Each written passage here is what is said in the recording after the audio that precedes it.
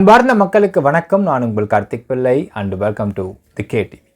மைவி3 ads நிறுவனத்தை பற்றி ஏகப்பட்ட ஃப்ராடுகள் பார்த்தீங்கன்னா அவங்களுடைய ஃப்ராடுத்தனத்தையும் பெர்வர்ஷனையும் அவர்ஷனையும் கொட்டி போட்டு அவ்வளோதான் இழுத்து மூட்டு போயிடுவாங்க. இதுக்குமே நடக்காது, பணம் வராதுன்னு என்னவோ பேசிட்டு இருப்பாங்க மக்களே. இதன் தொடர்ச்சியாக பார்த்தீங்கன்னா இந்த மைவி3 ஆட்ஸ் அண்ட் ஆப் சஸ்பெண்ட் பண்ணப்பட்டுச்சு. இந்த சஸ்பெண்ட் பண்ணதுக்கு அப்புறம் பார்த்தீங்கன்னா அவ்வளோதான், ஆப் முடக்கிட்டாங்க, இனிமேல் அவ்வளோதான்ற மாதிரி பேசிகிட்டு இருந்தாங்க மக்களே. இதை உடைக்கும் விதமாக ஒரு புது அப்டேட் கிடச்சிருக்க மக்களே. அது என்ன அப்டேட் அப்படிங்கிற டீட்டெயிலாக பார்க்க போகிறோம் இந்த பதிவில்.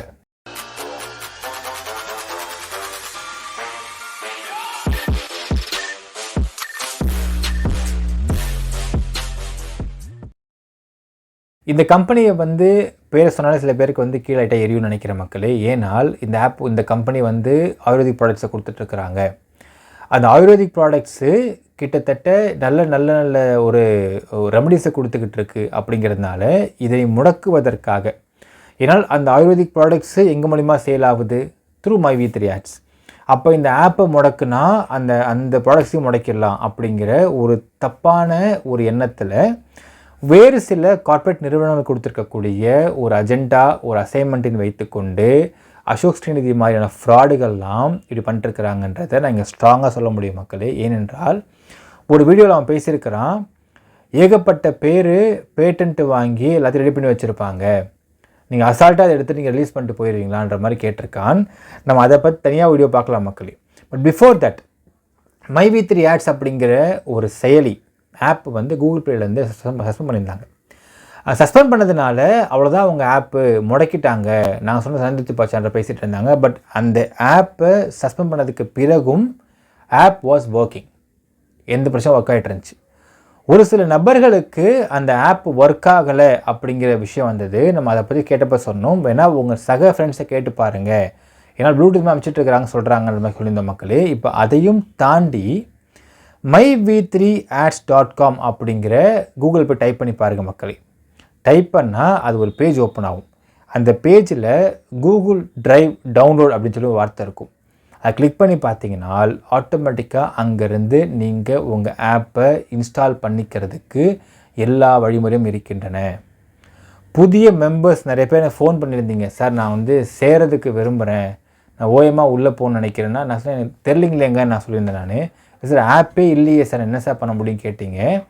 உங்களுக்கும் நீங்கள் ட்ரை பண்ணி பார்த்தா அவங்க கிடைக்கும்னு நான் நினைக்கிறேன். ஏன்னால் myv3ads.com போயிட்டீங்கன்னா கூகுள் டிரைவ்னு ஒரு ஆப்ஷன் இருக்குது, கிளிக் பண்ணி பார்த்தால் அதில் மூலிமா நீங்கள் ஆப்பை இன்ஸ்டால் பண்ணிக்க முடியும்.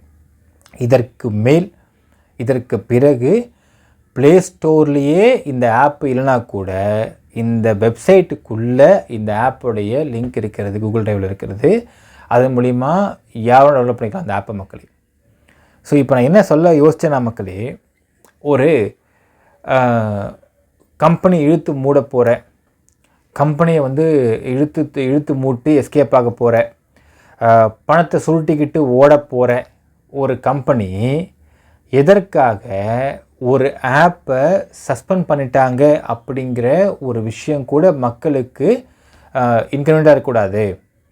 we should make them convenient அப்படிங்கிறதுனால இமீடியட்டாக ஒரு .comக்குள்ளே போய் அதற்கான லிங்க்கை கொடுத்துருக்குறாங்க. அப்படின்னால் இந்த மாதிரி கம்பெனி தான் இழுத்து மூட போகிற, பணத்தை சுருட்டிக்கிட்டு ஓட போகிற ஒரு கம்பெனியா அப்படிங்கிறதே நான் உங்கள் அனுமானத்துக்கே விட்டுற மக்களே.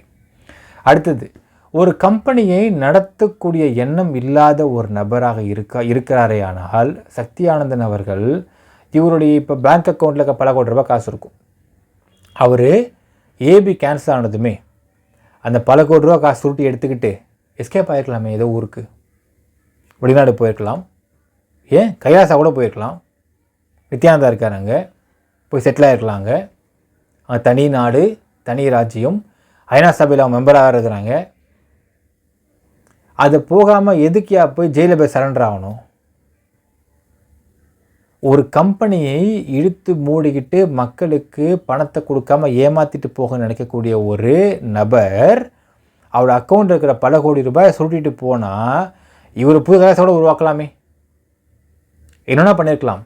ஆனால் அதெல்லாம் பண்ணாமல் போய் சரண்டர் ஆகிறாரு.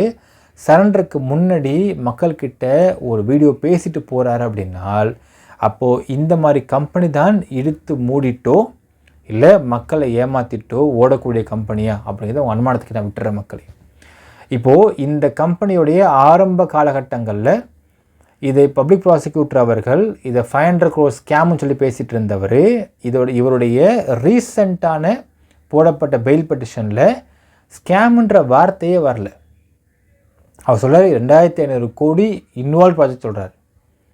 இப்போ இன்வால்வ்டு ப்ராஜெக்ட்னு சொல்லக்கூடிய வார்த்தை அளவுக்கு இது இந்த வழக்கை விசாரிக்கக்கூடிய நபர்களுக்கு இது ஸ்கேம் இல்லைன்றது தெரிஞ்சிச்சு அப்படின்னால் அப்போ இந்த கம்பெனி இழுத்து மூட்டு போகக்கூடிய கம்பெனியா அப்படிங்கிறத நான் அனுமானத்துக்கு நான் விட்டுறேன் மக்களே.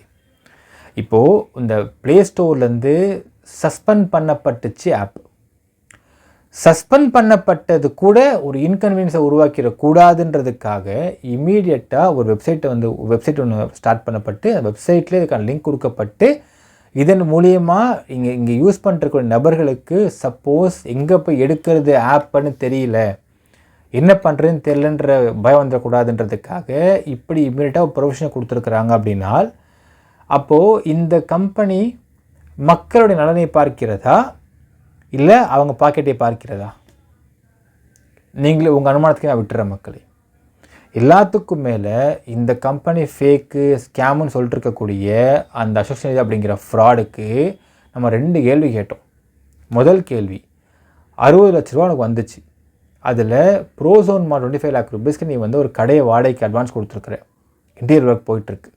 அடுத்தது சாய்பாபா காலனியில் அடுத்த கடை எடுத்துருக்கிற இன்டீரியர் ஒர்க் போயிட்டுருக்கு. இந்த பணம் உனக்கு எங்கிருந்து வந்ததுன்ற கேள்வி கேட்டோம். உண்மையாக நேர்மையான நியாயமான அப்படியே யாவும் தெரிந்த ஒரு நபராக இருக்கிறான் அப்படின்னா அவன் இதற்கு ஏன் பதில் கூறவில்லை? First point. செகண்ட் பாயிண்ட், உன்னுடைய சோர்ஸ் ஆஃப் இன்கம் என்ன, நீ என்ன வேலை பார்த்துருக்கன்றதை கேட்டோம். எதற்காக ஒயின் ஷாப் காரன்ட்ட போய்ட்டு 10,000 பிச்சை எடுத்த? அவன் தரலன்னொடனே ஏன் அவனை காரில் உட்காந்து அதிகாரத்தோரில் கூப்பிட்ட? அவன் வெளுத்தாங்க உன்னை. அதுக்கு பிறகு ஆனால் ஃபோனை தாங்கண்ணா நான் போகிறேன்னு ஏன் கெஞ்சிட்டு உட்காந்துருந்தேன்? அப்போ உன்னுடைய சோர்ஸ் ஆஃப் இன்கம் என்ன? வேலை வெட்டி இல்லாதவன் தான் அடுத்தவனை மிரட்டி பணம் கேட்பான். இப்போ உனக்கு வேலை வெட்டி என்னன்றதை கேட்டோம். இதுவரையில் பல பேர்ட்ட லைவ் போகிறான், பல பேர்ட்ட வீடியோ பேசுகிறான், ஆனால் எங்கேயுமே இந்த வார்த்தைக்கான அர்த்தத்தையும் அவன் பதில் கொடுக்க மாட்டேங்கிறான் மக்களே. அதாவது வேலை வெட்டி இல்லாத எவனோ ஒருத்தவன் கொடுத்த ப்ராஜெக்ட்டுக்கும் அசைன்மெண்ட்டுக்கும் உட்காந்துக்கிட்டு இவன் வேலை பார்த்துக்கிட்டு ஒரு கம்பெனியை முடக்கிறதுக்கு வேலை பார்த்துட்ருக்கிற இவன்லாம் ஒரு கம்பெனியை மூடுறதுக்கும் மக்களை பாலங்கத்தை தள்ளுறதுக்கும் வேலை பார்த்துக்கிட்டு இருக்கான். ஆனால் ஒரு கம்பெனியை மூடக்கூடாது, நம்ம கம்பெனி நடத்தணும், நம்ம இந்த கம்பெனியை பெருசாக வளர்த்து கொண்டு போகணும் அப்படிங்கிற எண்ணம் இருக்கக்கூடிய நபர் அவர் சரண்டர் ஆகிறதுக்கு முன்னாடி மக்கள்கிட்ட பேசிட்டு போகிறாரு. இன்றைக்கு அந்த ஆப்பு சஸ்பெண்ட் ஆனால் கூட மக்களுக்கு கஷ்டம் வந்துடக்கூடாதுன்றதுக்காக இந்த ஆப்புக்கு ஆல்டர்னேட் பண்ணுறாங்க. இதற்கு மேல் யார் நினைத்தாலும் என்ன நினைத்தாலும் இந்த வெப்சைட் ஆப்பை தூக்க முடியாது. இந்த வெப்சைட்டில் இந்த ஆப்பில் லிங்க் இருக்கும், எப்போவுமே இருக்கும், என்றைக்கும் இருக்கும், தூக்க முடியாது. எப்போனா டெவலப் பண்ணிப்பாங்க மக்கள் போய்ட்டு. அப்போ இப்படிப்பட்ட கம்பெனி மக்களை ஏமாத்துகிற கம்பெனியா என்னன்றதை நீங்களே கமெண்ட்டில் மென்ஷன் பண்ணுங்கள் மக்களே. நன்றி, வணக்கம்.